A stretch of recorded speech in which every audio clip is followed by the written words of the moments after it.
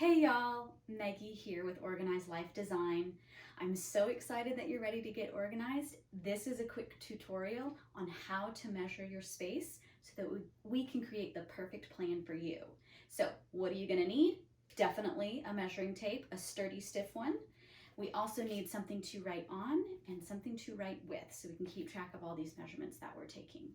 So as far as this space goes, this is what we call a reach-in closet, and it is usually some sort of double door situation, and it's got one main long wall and then the two side walls are shorter.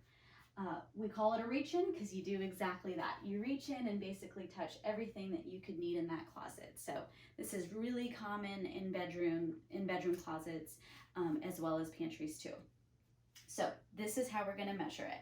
You're going to diagram one main wall because that's the wall we're working with.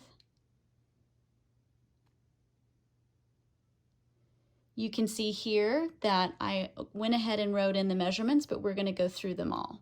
So we've got nursery closet, total width is important, height is important, door opening is important.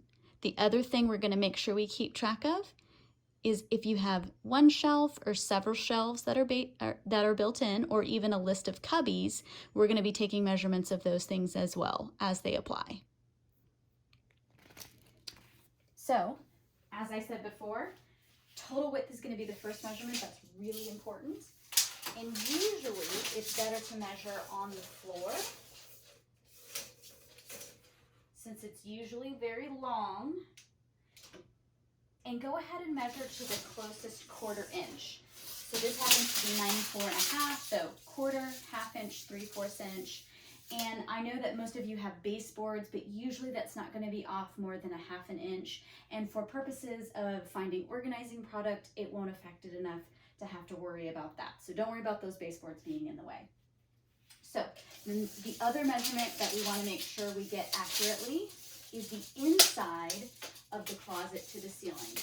Most of the time it's the same height as your ceiling, but I promise you we've seen a couple that aren't, so just double check to be sure. This one is just your average 8-foot, 96-inch ceiling.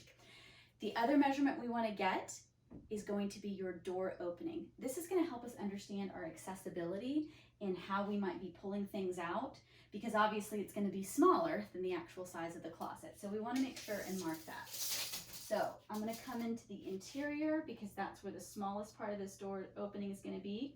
Again, maybe go down to the nearest quarter inch, so 39.5.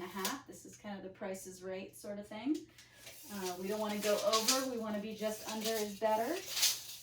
And also you're going to want to check the height of that doorway, which the most common is 80 inches, and that's what this is. So make sure as you're going through this, you're writing everything down just like we did on that diagram. So the last thing that we want to make sure that we measure is, again, you might have several shelves that are already built in, or perhaps if this were built in or a cubby that was going to make sure to stay, we want to get measurements of that as well. So if I'm pretending that this is staying, we want to make sure we have the depth of that space, the width, and you'll want to catch each one as they might be different. Again, round down to the nearest quarter inch, as well as the height. This one has an interesting beveling. You probably won't have that in a built-in, but just in case, we always want to get the shortest height so we can get things in and out of. So for a shelf, we're doing the same thing. This one happens to be the same width as the entire shelf. I'm sorry, as the entire closet. And then we're going to be getting the depth. You want to go from the back of the shelf all the way to the front of the shelf to get that right depth. And then you want the height, whether it's the height to the ceiling, as is this case, about 31.5, or you want to get the height between shelves if there's several. So that helps us set up the whole space and know exactly what we're working with. If things are adjustable, meaning you can move the heights of your shelves, make note of that as well. So I'll show you one more time my diagram. Now that we've gone through a lot of those measurements. So again, you'll see total width of the closet, height of the closet, door opening, and then I just have one built-in shelf in this case, along with the depth and height to the ceiling for that.